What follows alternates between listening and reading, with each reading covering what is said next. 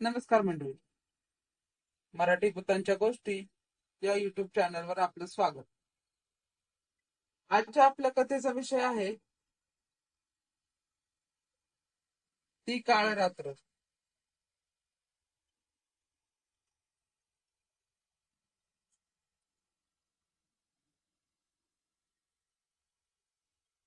संध्याकाळची वेळ होती. नेहमीप्रमाणे विवेक आपली आवडती सिरियल बघण्यासाठी म्हणून टीव्ही समोर बसला. घड्याळात 7:30 झाले असतील. तोच त्याच्या मोबाईलवर रिंग वाजली. तो कॉल त्याचा मित्र रवीचा होता. त्याने कॉल रिसीव्ह केला. हॅलो. समोरून रवी बोलता झाला.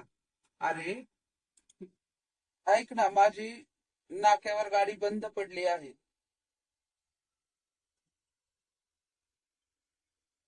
जरा येशील का तू? मला मेजर प्रॉब्लेम आहे. आलो बघ, 10 मिनिटात आलो. हे बघ, लगेच निघतो. रवी, बरं ये. ठेव फोन, मी निघतोय. दोघेही नाक्यावर भेटतात. गाडी गॅरेज मध्ये देऊन ते विवेकच्या घरी जायला निघतात. कारण गाडी दुरुस्त व्हायला वेळ लागणार होता. कदाचित दुसऱ्या दिवशीच गाडी भेटेल अशीच शक्यता होती.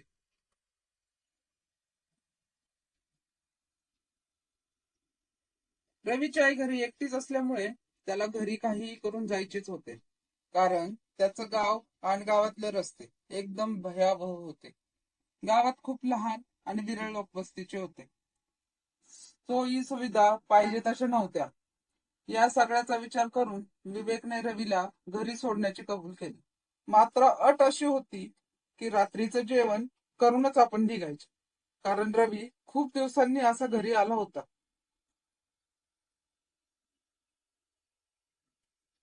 ते घरी पोचले. विवेकच्या आईने स्मित हास्य करत रवीचे स्वागत केले. आई, जेवण झालं असेल तर वाढायला घे. मी रवीच्या घरी जाणार आहे त्याला सोडायला. त्याची गाडी बंद पडली आहे. अरे, पण आता रात्री रस्ते तर माहीतच आहेत ना. उद्या सकाळी जायचं ना. रवी, आज थांब आमच्या घरी. उद्या निघा. पण काकू, आई घरी एकटीच आहे म्हणून जावं लागेल. रवी उत्तरला. जेवण तरी कुठं झाले आहे एवढ्यात लवकर? थोडं थांबा, मी आवरते.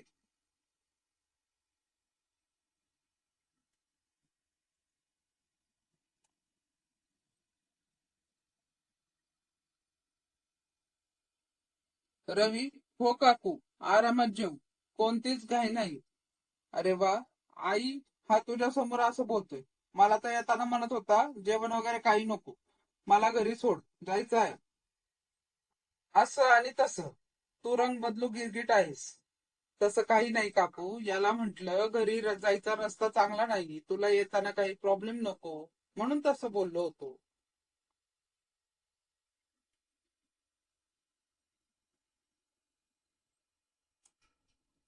हो रे बाळा, ते पण आहेच. मग आता काय ठरलं तर राहतोस ना आमच्याकडे.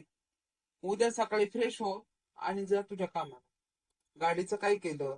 विकीच्या आईने पुन्हा रपाटा लावला. मध्येच विकी बोलला. गाडी तिथेच नाक्यावर ठेवून आलोय. मी उद्या गॅरेज मध्ये घेऊन जाईल. आणि तू आता लवकर जेवायला वाट. कारण याला देखील घरी आत्ताच सोडायला जायचं आहे.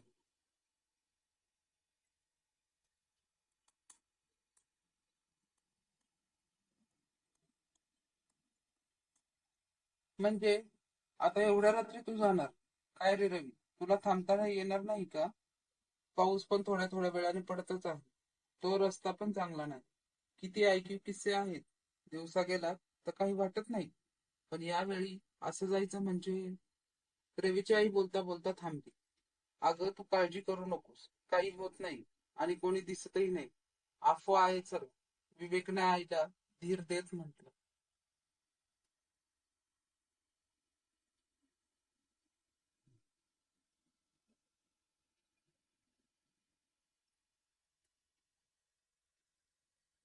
खूप दिवसांनी रवी असा घरी आला होता. भरपूर गप्पा रंगल्या. चिकन आणि भाकरीवर दोघांनी ताव मारली. जेवण झाल्यावर रवीने पाहिलं तर घड्याळात 11:45 झाले होते. आपण आता जास्त उशीर करू नये, नाहीतर विवेक का परत घरी येताना उशीर होईल. हा विचार करून तो विवेकला बोलला. विवेक, चल आता, जास्त उशीर नको करू. आई वाट बघत असेल. आमच्या गावी घरात रेंज पण नाही. कॉल करायचा तर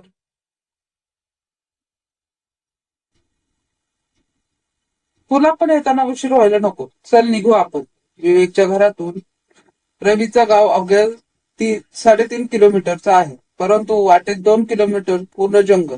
मध्ये फक्त लोहार समाजाच्या डोंगराळ पायथ्याशी वस्ती. तेवढाच दिलासा. बाकी संपूर्ण रस्ता भयावह आणि एकदम सुनसान. आईचा निरोप घेऊन ते दोघे रवीच्या घरी जायला निघाले. विवेक पुढे स्कूटी चालक तर मागे रवी. दोघांच्या गप्पा चांगल्या रंगल्या. जाताना तर दोघांना एकमेकांची साथ होती. त्यामुळे तेवढी भीती वाटली नाही. त्यांना मनात तसा विचार देखील आला नाही. बघता बघता तो 3 किलोमीटरचा रस्ता कधी पार केला त्यांचं त्यांनाच समजलं नाही. घड्याळात रात्रीचे 11:10 झाले होते. खूप उशीर झाला असल्यामुळे रवी विवेकला म्हणाला, आता गेलंच पाहिजे का? रात्र पण बरीच झाली आहे. तू थांब आजची रात्र. उद्या दोघे जाऊ. माझी गाडी घेऊन येऊ. त्यावर विवेक बोलला, हे बघ, माझं आधीच ठरलं होतं की नाही, मी तुला सोडून परत घरी येणार. आणि तसंही मी माझ्या आईला सांगून आलो. ती वाट नाही बघणार का? आणि एक सांगतो, मला असल्या गोष्टींवर विश्वास नाही. मी तसलं काही मानत नाही. आणि मी मुळीच घाबरत नाही. तू नको टेन्शन घेऊ. ओके, जा आता झोप. आई वाट बघत असेल, मी निघतो.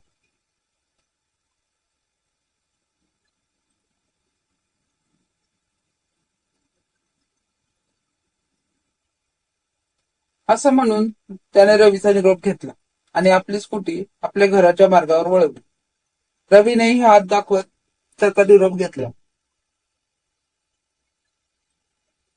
तोही आपल्या घराच्या दिशेने चालू लागला. विचार केला तर विवेकच्या घरी जायचा रस्ता अवघ्या 15 ते 20 मिनिटाचा होता. पण वाटेत जंगल, त्यातही संपूर्ण खड्ड्यांनी व्यापला होता. रस्त्याच्या दोन्ही बाजूला घनदाट झाडे. ती अर्धी रस्त्यावर आली असल्यामुळे बघणाऱ्याला रस्ता कमी आणि एखादी गुहा जास्त वाटायची.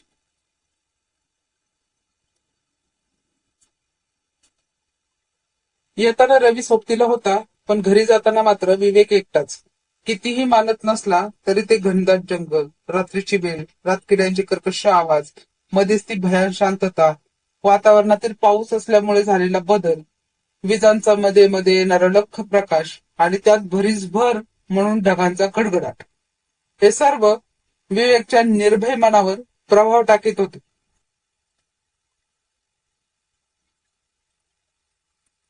माणूस किती धीट असला तरी अशा वेळी मनाच्या एका कोपऱ्यात कुठेतरी भीतीही असतेच. तसं विवेकच्या बाबतीत झालं होतं. आपण इथे का आलो? रवीचं ऐकायला पाहिजे होतं असं त्याला वाटू लागलं. तो आता जंगलाच्या मधोमध म्हणजे त्या खडतर रस्त्यावर पोहोचला होता, जिथे रस्ता कमी आणि खड्डेच जास्त दिसत होते. रस्त्याच्या दुतर्फा मोठी झाडे आणि रानवेली. रात्रीच्या वेळी काळजात धडकी भरेल असे ते जंगलमय वातावरण. ते बघून त्याच्या मनात भीती घर करू लागली.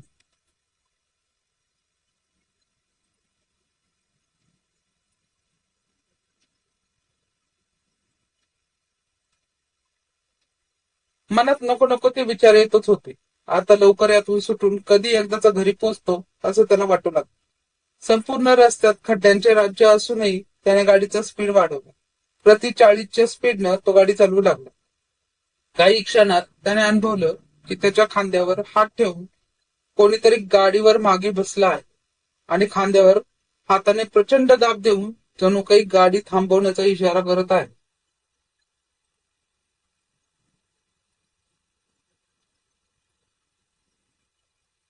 विवेकच्या काळजात त्या क्षणी धडकी भरली.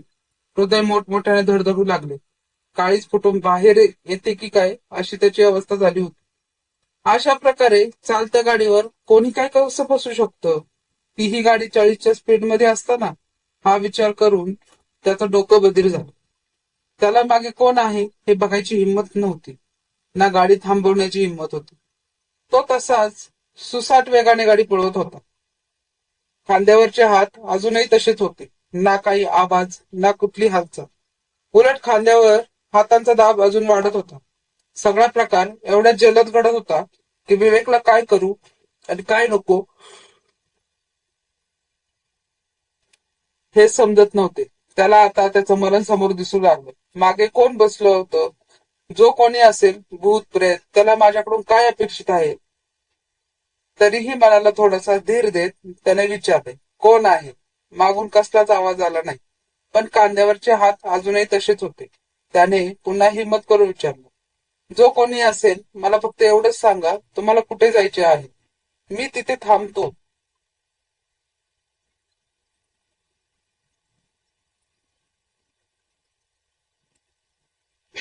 एवढं बोलूनही मागून काहीच उत्तर वा हालचाल झाली नाही. हे बघून तो फार गोंधळून गेला.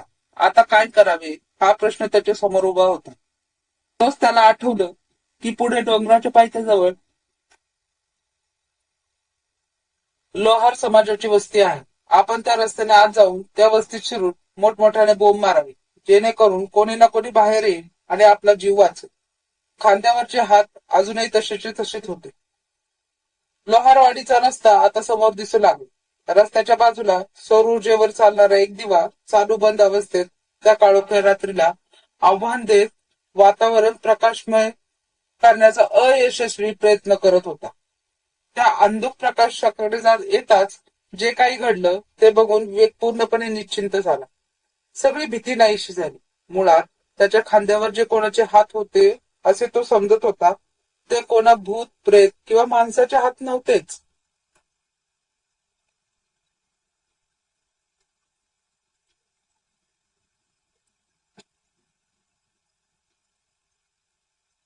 तो ज्या रस्त्यावरून घरी येत होता त्या भीतीदायक रस्त्यावर झाडा झुडपांचे प्रमाण जास्त असल्यामुळे झाडावरचे एक भले मोठे वटवाघूळ त्याच्या गाडीच्या प्रकाशाला आकर्षित होऊन खाली येऊ लागले आणि लगेच ते त्याच्या खांद्यावर मागच्या बाजूला शर्ट मध्ये नखे अडकवत उलटे टांगते झाले.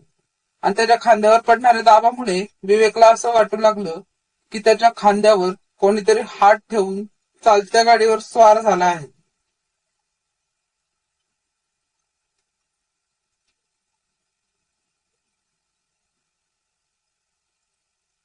काही क्षणात त्या वटवाघुळाने आपल्या नखांचा दाब कमी करत आपली सुखरूप सुटका करून घेतली आणि ते विवेकच्या डोळ्यात देखत उडून झुडपात जाऊन लपून बसले.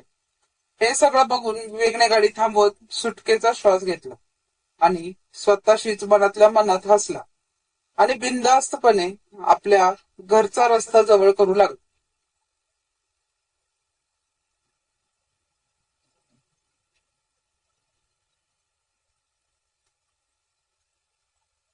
मित्र, प्रत्येक वेळेस रात्री अपरात्री असं काहीस घडल्यास भूत प्रेत किंवा विशिष्ट वाईट गोष्टींचा संबंध असेलच असे नाही. एकदा आपल्या मनाची खात्री करून घ्या. निडर आणि धैर्याने आलेल्या प्रसंगाला सामोरे जा.